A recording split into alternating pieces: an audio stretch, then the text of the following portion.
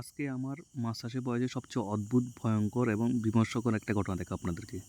যে আপনারা কখনো কল্পনা করতে পারবেন না যে মাঝে, মাঝে মাছ চাষে এর থেকে অদ্ভুত ঘটনা আর ঘটতে পারে। ভিডিওতে আপনার হাতের মধ্যে যে টিউবটি দেখতেছেন, যেখানে এই পানিগুলো দেখতেছেন, এগুলো একদম ক্ষারীয় পানি। এটার পিএইচ মান হলো 12।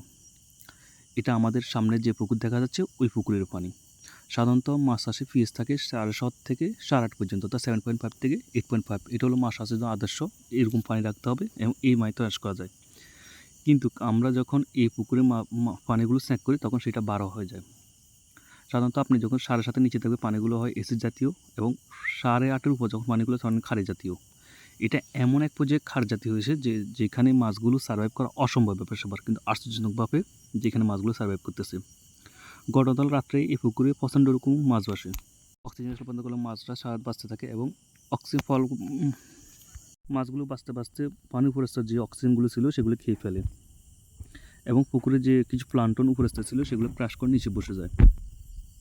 এই পুকুরে এর আগে আমরা দেখছি 2 মতন গ্যাস অ্যামোনিয়া ছিল, এবং দুইটা অ্যামোনিয়া যখন একসাথে অ্যাড হয়, তখন এটার পিএইচ মান চলে যায় 12। প্রায় আমাদের এখানে যে পিএইচ স্কেল ছিল, এই স্কেলের মধ্যে স্কেল আউট অফ স্কেলের বাইরে চলে গেছে। আপনারা দেখতেছেন যে আমরা সার্টগুলো 9.10, 9.40, এবং এই যে কালারটা দেখতেছেন সেটা 11 উপর থেকে হয়ে যায়। আমরা সবগুলো থেকে মিলাচ্ছি, কিন্তু এটা 11+ হয়ে যাচ্ছে। এটা এর মতন কালার, অর্থাৎ আমাদের যে শার্ট আছে, শার্টের কালারগুলো নেই। তাহলে এখন প্রশ্ন করতে পারেন যে এরকম ক্ষারীয় পানির মধ্যে কীভাবে মাছগুলো সার্ভাইভ করতেছে। আমাদের এই পুকুরে যে পুকুরের যে পিএইচ মানটা বার হয়েছে, সেটা বেশ কিছুক্ষণ আগে হয়েছে, অর্থাৎ 6 ঘন্টা পর্যন্ত কন্টিনিউসলিভাবে মাছগুলো সার্ভাইভ করতে পারে। 6 ঘন্টা পর থেকে যখন এই পানিগুলো আমরা যদি ঠিক করতে না পারি, মাছগুলো মারা যাবে। এবং আমরা এটা 6 ঘন্টা আগে ঠিক করতে পারবো, কারণ পুকুরে মাছ যখন পানিগুলো মানগুলো যখন অত পিএইচ মান তখন বেড়ে যাবে, তখন আমরা সর্বপ্রথম ব্লিচিং ব্যবহার করবো। ব্লিচিংয়ের সাথে সাথে পিএইচগুলো অনেকটা কমে যাবে।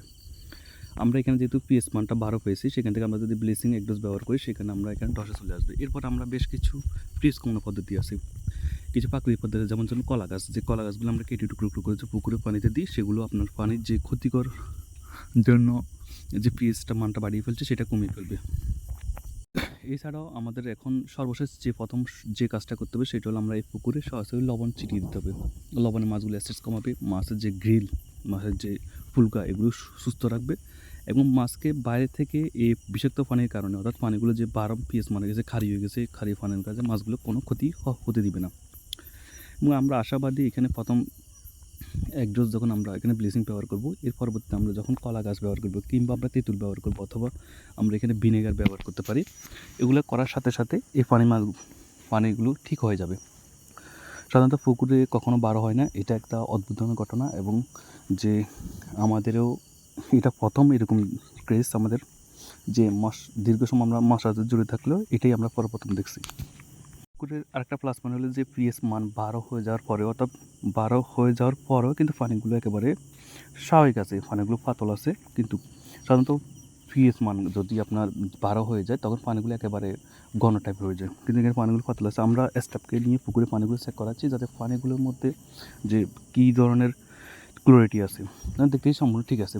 এখানে আমরা খুব দ্রুত এটা রিমুভ নিয়ে আসতে পারবো। আপনাদেরকে বোঝার সুবিধাতে আমরা পিএইচ মান যে চার্ট আছে সেটা আবার দেখাচ্ছি, এবং আমরা এই যে পানিগুলো দেখতে, যেটা আমরা আরেক পাশ থেকে নিয়ে আসি, আবার নতুন করে মাপ দিয়ে দেখতেছি, যা পুকুরে এক পাশে 12 বা অন্য পাশে কম আছে কিনা। দেখতেছি পুরো পুকুরে সমানভাবে 12 হয়ে গেছে।